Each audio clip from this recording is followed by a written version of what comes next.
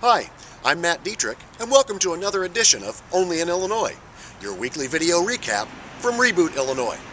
Today I'm here at the Illinois State Supreme Court in Springfield, where this week the 7 justices heard arguments in the case of Heaton v. Quinn, the lawsuit in which public employee unions and retirees are suing the state over the new pension law that was to have taken effect on June 1, 2014.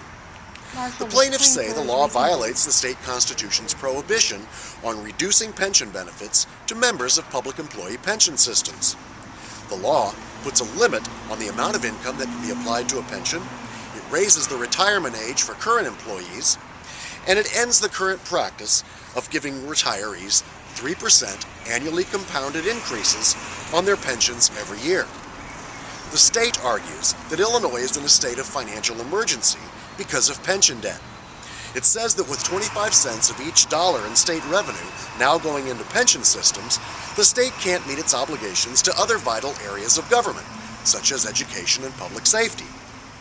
The new pension law will save taxpayers nearly $6 billion over the next 5 years.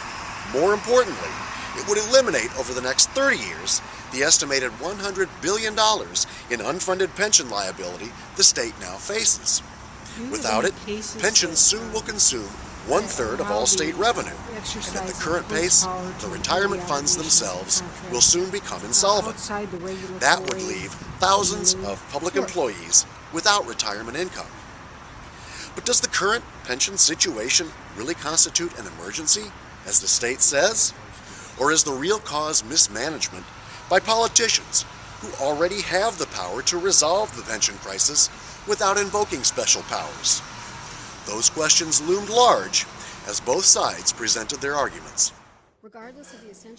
Illinois Solicitor General Carolyn Shapiro argued that the state's responsibility to fund all essential government functions overrides the state constitution's pension clause. She said Illinois government is in a state of emergency because even after taking extraordinary actions, the state can't meet its pension obligations without harming vital services. But that is what plaintiffs are asking for. It is the state's solemn responsibility to protect the public interest, the public health, safety, and welfare in extreme situations. But the necessary consequence of what plaintiffs are demanding and the circuit court agreed to would tie the state's hands when its need to act is most pressing. There are 3 Republicans and 4 Democrats on the state Supreme Court, and it was the Republicans who dominated the questioning. Especially skeptical of the state's argument was Justice Bob Thomas, who asked whether the recent 25% income tax decline might have contributed to the so-called emergency, and whether this was a problem of lawmakers' own making.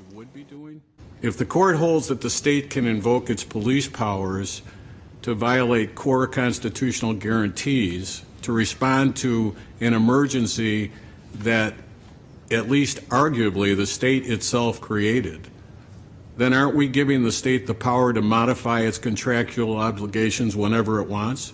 For instance, the state could simply fail to fund the pension systems and then claim an emergency, correct?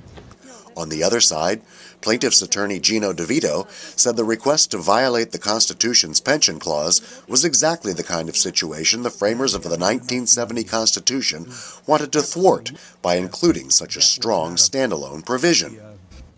The ultimate scenario, the doomsday scenario as an argument, that argument simply doesn't apply here. That's not the situation. That's not the case before this court. The case before this court is an invocation of the General Assembly concerning fiscal problems, an adequate basis for ignoring a constitutional provision. And the emphatic answer to that is no. Another attorney for the plaintiffs, Aaron Medoff of the State University Retirement System, likened the state's request to the Lizzie Borden defense. What kind of a message would an opinion from this court saying that the state can come in and create the problem? I hesitate to say the Lizzie Borden defense, but I've killed my parents, have mercy on me, I'm an orphan.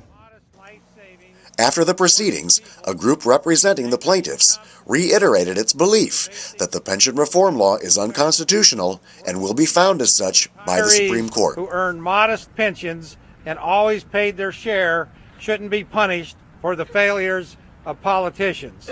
Make no mistake, we arrived here today due to the failure of politicians to pay their own part. In fact, it's happening as we speak.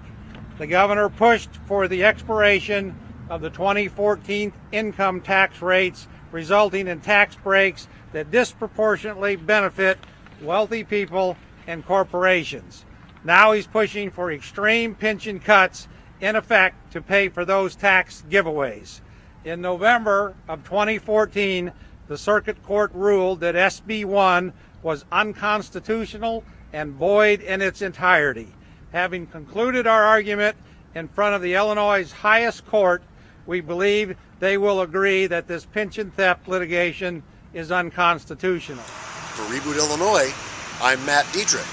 Thanks for watching, and join us again next week for another edition of Only in Illinois.